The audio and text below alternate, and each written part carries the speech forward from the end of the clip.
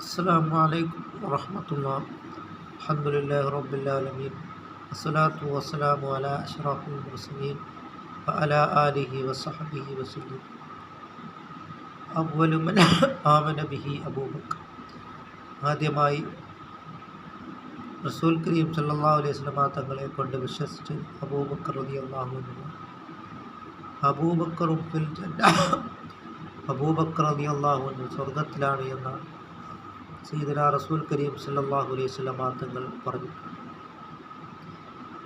അബൂബക്കർ സിദ്ദീഖ് റളിയല്ലാഹു അൻഹു വളരെ ഉന്നത പദവിയിലും ഉന്നത ശ്രേണിയിലും എത്തുവാനുള്ള കാരണം മഹബ്ബത്തു റസൂലില്ലാഹി സല്ലല്ലാഹു അലൈഹി വസല്ലം. നബി സല്ലല്ലാഹു അലൈഹി വസല്ലം തങ്ങളോടുള്ള അങ്ങേയറ്റത്തെ മഹബ്ബത്ത് കൊണ്ടാണ്.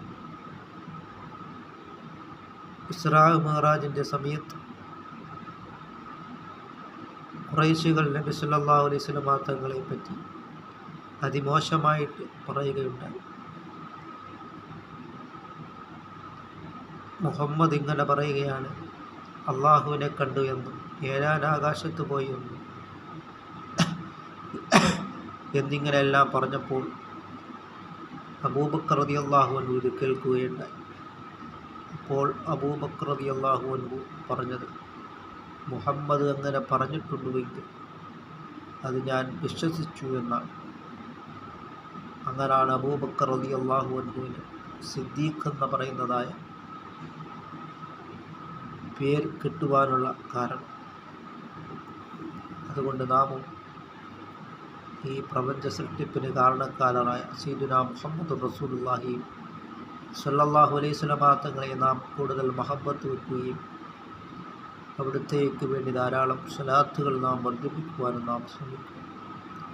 എന്നിലേക്ക് കൂടുതൽ അടുത്തവർ അസ്സലാത്തു അലാ റസൂലില്ലാഹി സ്വല്ലല്ലാഹു അലൈഹി വസല്ലം നബി സല്ലല്ലാഹു അലൈഹി വസല്ലം തങ്ങളുടെ പേരിൽ ധാരാളം സ്വലാത്തുകൾ വർദ്ധിപ്പിക്കുന്നവരാണ് എന്ന്.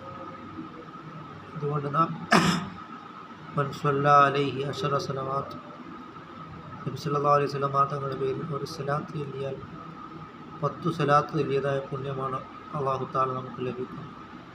10 സ്വലാത്ത് നാം നബി സല്ലല്ലാഹു അലൈഹി വസല്ലം തങ്ങളുടെ പേരിൽ ചൊല്ലിയാൽ 100 സ്വലാത്തുകൾ ചൊല്ലിയതായ പുണ്യമാണ് അള്ളാഹുവിൽ നിന്ന് നമുക്ക് ലഭിക്കുന്നത് നാം മനസ്സിലാക്കുക. ധാരാളം സ്വലാത്തുകൾ വർദ്ധിപ്പിക്കുവാൻ റസൂൽ കരീം സല്ലല്ലാഹു അലൈഹി വസല്ലം തങ്ങളുമായി കൂടുതൽ അടുക്കുവാനും നാം ശ്രമിക്കുക. അല്ലാഹു തആല നബി സല്ലല്ലാഹു അലൈഹി വസല്ലം തങ്ങളോടൊപ്പം നാളെ ജന്നാത്തുൽ ഫിർദൗസിൽ അല്ലാഹു തആല നമ്മളെ ഉൾപ്പെടുത്തുകയും ചെയ്യുമാറാകട്ടെ.